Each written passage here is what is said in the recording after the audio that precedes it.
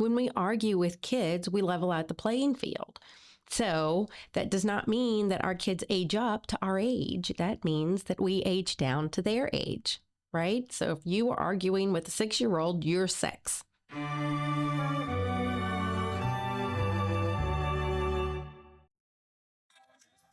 Parent Talk with Kary. Everybody sing. Parent Talk with Kary. Everybody sing. Hi, y'all. So we just tried out the Jingle, and it makes me laugh a lot just hearing it. So let's start today with a prayer. So in the name of the Father, and the Son, and the Holy Spirit. Dear Lord, please help me share information that is helpful to parents and help parents receive the messages that are intended for today. Amen. And we're going to do some deep breathing again, right? So this is the inhale for 4 seconds, exhale for 6 seconds. This is to teach kids and you how to calm your body, right? The easiest way to calm ourselves is with deep breathing. It comes naturally. You can do it anywhere. You can do it in traffic, at Target, in class, on a baseball field, all the places you can do this. So again, I'm going to coach you through it. So inhale through your nose or your mouth and exhale through your nose or your mouth. So ready? Deep breath in and out. In and out.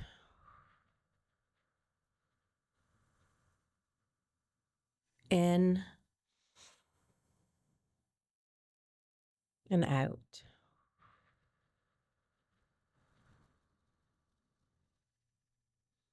Okay. So today I wanted to talk about something that I've been saying a lot in therapy recently. So I'm going to give you a bunch of examples about my current clients that are having these exact issues. And it's more about reminding parents to pay attention to the things that their children are teaching them, right? So the example that I have, this is a 4th grader that I'm working with, and they're having issues with video games. So when children are allowed to play video games and they don't get off when asked, or they're angry, or they argue about it, and you notice a mood change, this is when your children are teaching you something, okay? This is when parents can look at their children and question what they're teaching them. Like, what is my child teaching me in this moment? What are my kids telling me? That they aren't ready for video games could be one. Or maybe they're telling me that we need to have more limits with video games. Or are they telling me that these particular games are too graphic or too violent or too something, right? But think about what our kids are teaching us. They don't intend it. They're not doing it on purpose, but they're communicating with us because of their behavior. Based on their behavior, they're communicating with us. So with my boys with video games, it got to the point where I started arguing with video games. Like I was in competition somehow with video game, and I was not having that. So I'd call them, boys, it's time for dinner. Nothing. Boys, it's time for dinner. Nothing. Boys, it's time for dinner. Okay, we're coming. And then they wouldn't come right away. And that's when I knew they aren't managing this well, and I am not competing with video games. So I took away video games for the week, during the week. So they were not allowed on video games Monday through Thursday, right? They could after school on Friday, right? Friday, Saturday, and Sunday, they could play video games. Now, that's how I did it in my house. That worked for me. That doesn't mean that that's going to work for you. You guys can limit it in different ways. I have parents that do like an hour a day or 30 minutes a day, or they can play after school, right? I mean, after they finish their homework. They can play on the weekends. They can only play an hour on the weekends. They can only do it on Saturdays, right? There's lots of different ways that you guys can do this. And you can change it. You can go, okay, that one's not working. Let's try something else, right? And you're working with them. You're working for them. They're communicating things to you. I am not managing this well, is what they're saying to you. Okay, so the other example that I have is a 7th grader that I'm working with. She is arguing all the time, arguing about everything, like little things that you would go, why am I arguing about this? What is happening right now? So everything is a big deal, and you're thinking and saying, this is not actually a big deal. Why is this an argument? And this is not the moment necessarily to engage in the argument with them. So what happens is that they bait us into arguments, and then we are now engaging with them. And now we're just fighting over things that you already know. Why am I actually fighting about this? This is like, go put your shoes on, or get ready for school, or do your chores, or why are you on the iPad again? You know that you're not allowed. Why are you on the iPad in your room? Like, these are not complicated things, especially for a 7th grader, right? This is the time I want you to be concerned about why they're arguing about all the things. Like, why is my child fighting over things that aren't actually a fight?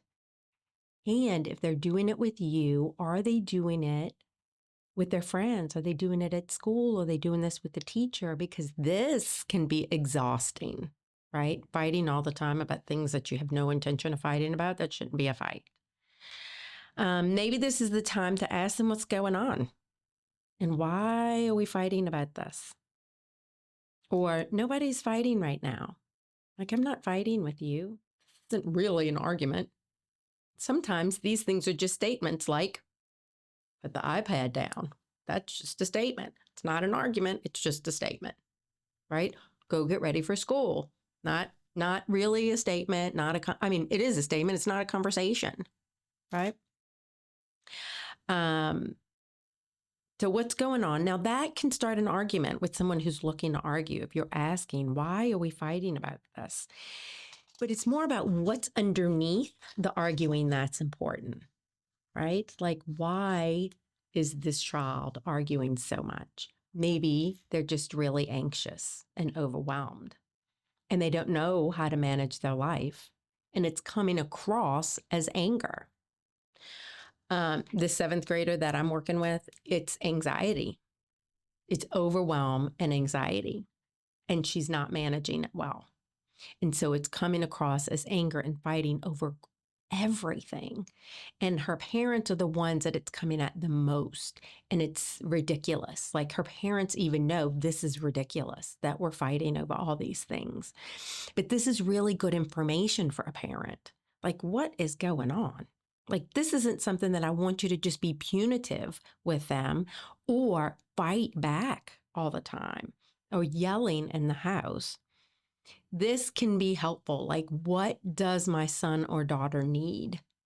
What resources do I have that can help? Right? This child is coming to me because of the anxiety, and it's coming across as a lot of arguing.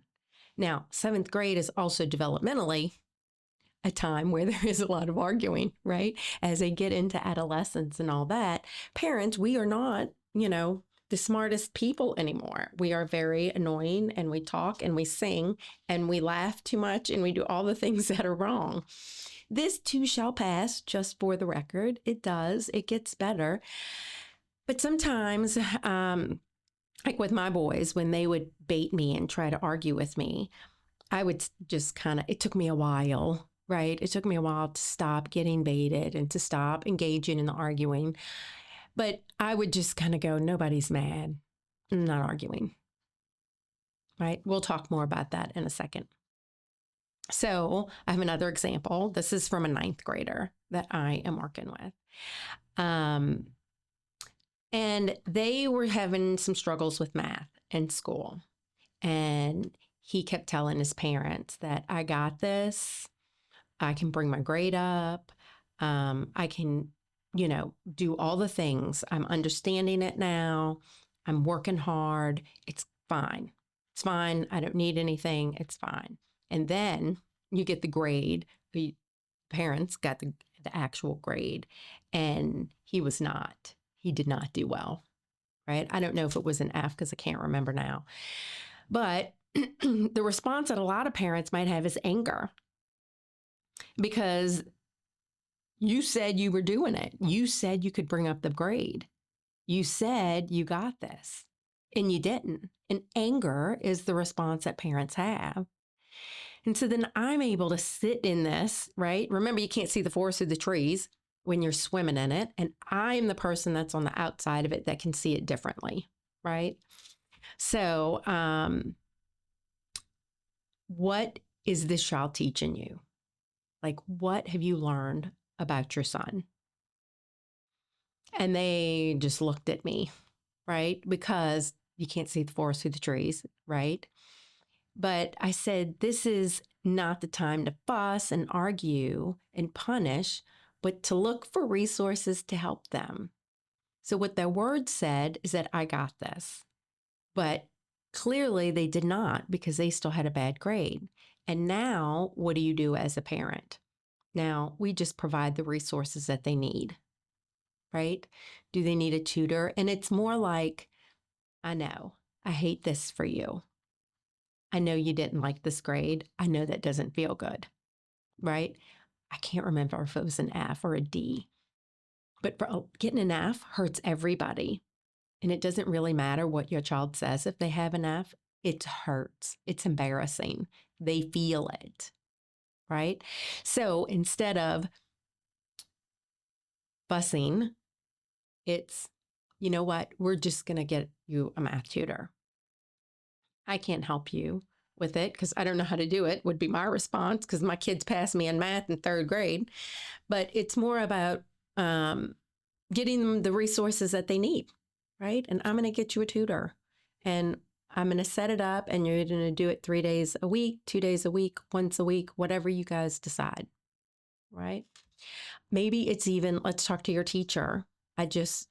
We need to understand what's going on. Maybe you can just meet with your teacher before and after school, right?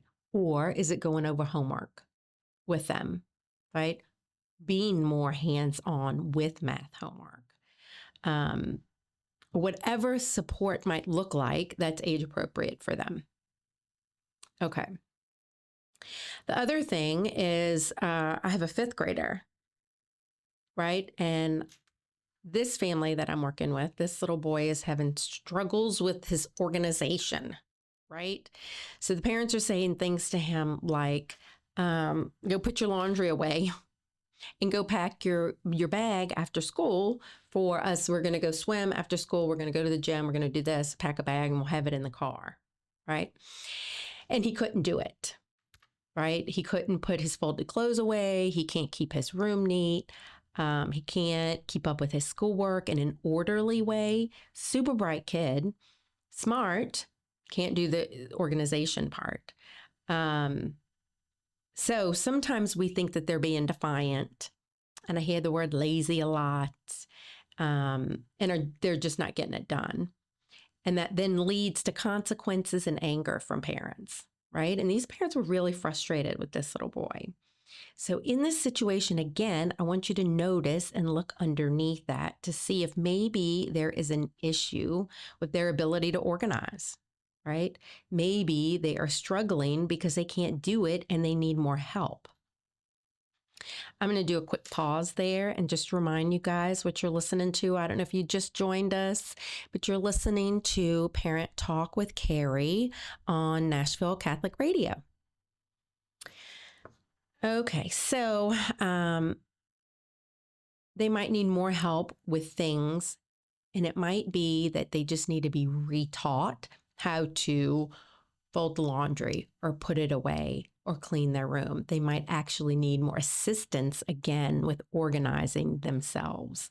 But this is something that we need to kind of go, what is happening that there isn't the follow through? right? And not just assume it's lazy. Sometimes it is just lazy, y'all. I mean, I get that. But if this is something that you're struggling with a lot, like I need you to kind of look underneath that and see what else is going on. And I have one kiddo, and I can't remember, but I think she's a seventh grader too. And she just needed her mom or dad to be in the room. Like she could do it, but she just couldn't do it by herself. They weren't actually helping her. They just needed to be there. And when I think about that, I'm kind of like, okay, that's actually just kind of sweet, right? Like she needed more. And maybe she just needed the one-on-one time with her parent, which is a great way to get the attention that she needs without having to act out to get the attention that she needs, that she's craving, that her body needs. So they would go with her and sit with her while she did her chores, while she cleaned up her room, while she cleaned the bathroom, and she did all her things. And then she got it done much faster. But she's like, chit-chatting with her mom or her dad the whole time, which is just sweet. And now you get to spend these moments with your child, having just conversations and knowing them. Our kids are teaching us things without their words about how they are managing their world. This approach is about relationship building and closeness. And that's the most important part, right? We spend the shortest part of our lives in childhood, right? The most impactful part of their life is childhood. It is the most important and shortest part of life. Okay. And to keep reminding yourself that, especially when you're struggling and they're driving you crazy, they are only little for a short period of time, right? Think about how much growth happened between a newborn and a 1-year-old, right? That is a ton of growth. They went from being just like little potatoes that need you to do everything to walking and feeding themselves, right? In 1 year. So a lot happens in 18 years. We only have them for 18 years. That's the goal, right? And then they launch into whatever higher education or whatever they're going to do after that, right? But it's 18 years that we get to be with them. So the relationship is the most important all the time. All the time. And it doesn't mean that they run over us. It means that we are always respectful and kind to them with the expectation that they are respectful and kind to us. So we have to teach. We have 18 years to teach them about love and forgiveness and fun and how to be in a healthy relationship with others, hoping that they will always be in relationship with us, because they will continue to live potentially for another 70 years, right? And we want to be in relationship with our kids forever. Okay, so that was heavy. Let's take a little pause. And I'm just going to bring it up a little bit. Oh, wait, I'm hitting buttons. Things are happening. Here we go.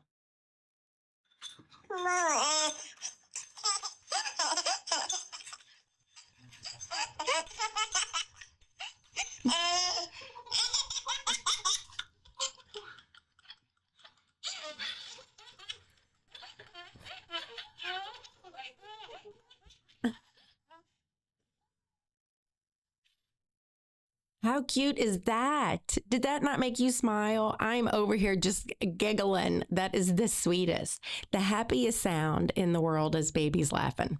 So that's going to be my giggle button, right? Because sometimes we talk about heavy stuff and we just need to bring it up. Okay. Let's talk more about arguing with kids. Now that we got a good laugh in, let's talk a little bit about arguing. Arguing in lectures never work. Right? If you want to teach a life lesson, we do it when things are good. And the lecture is not helpful. It needs to be a conversation, right? Where everybody has say, where we get to talk about it. It's so fun to talk about friends and how to be a friend and how to make a friend, and ask them, what do you think about how to make friends? And how to be a friend to someone else. And to listen to their answers is so sweet. It's so sweet. Like just their little voices and the things that they say. And we start having these conversations young, right? This is also, we have conversations about like safe touch and safe things and being respectful. And those are all conversations. They're not just talking at them, it's eliciting response and feedback from them. And then this demonstrates sharing and them being safe enough to share with you and to talk with you about anything. It's a great way to just see how cute and funny they are and to get to know our kids.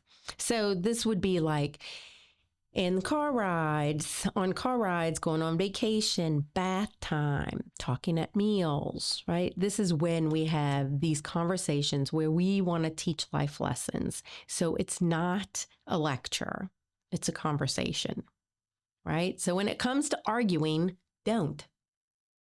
Just don't. Like when we argue with kids, we level out the playing field.